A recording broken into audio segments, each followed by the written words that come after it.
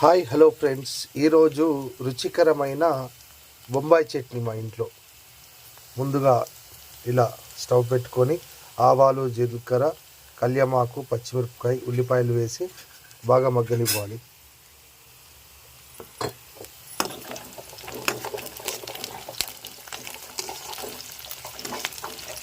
కాస్త పసుపు వేయాలి, చిటికెడు.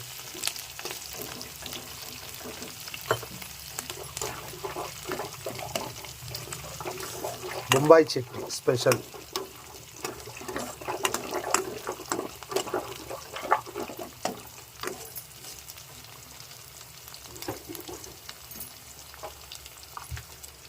తర్వాత శనగపిండిని కొంచెం పెరుగులో కొంచెం వాటర్ యాడ్ చేసుకొని ఈ విధంగా పల్చగా చేయాలి.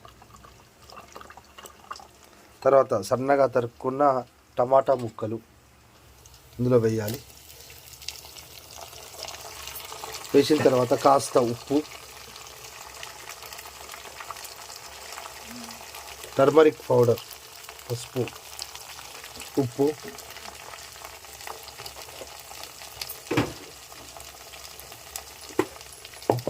రుచికి సరిపడినంత రాళ్ళ ఉప్పు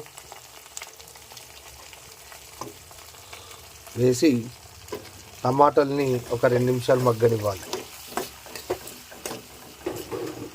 ఇలా కొంచెం కారం యాడ్ చేసుకున్న తర్వాత టమాటాలు మగ్గిన తర్వాత ఇప్పుడు మనం ఫస్ట్గా తయారు చేసి పెట్టుకున్న ఈ శనగపిండి పెరుగు దీంట్లో యాడ్ చేసుకోవాలి.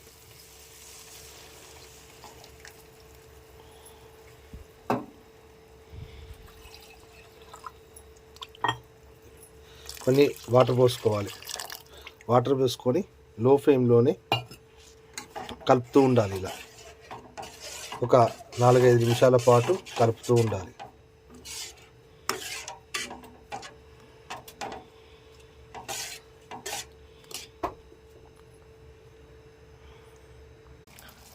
ఇప్పుడు మన వేడి బొంబాయి చట్నీ రెడీ అయిపోయింది. దానిలోకి దోశ. ఎప్పుడైనా దోశలు వేసుకునేటప్పుడు మొదటి అట్టు విడిపోతుంది, ఇట్లా మాడిపోతుంది. అందుకే ఒక చిన్న టీ స్పూన్ దోశ వేసి చూడాలి. అయినా కూడా ఈరోజు మంచిగా వచ్చింది ఆ చట్నీ. ఇప్పుడు ఈ వేడి బొంబాయి చట్నీతోని దోశ. కొత్త ఆవకాయ పచ్చడి, బొంబాయి చట్నీ, దోశతో ఈరోజు అల్పాహారం.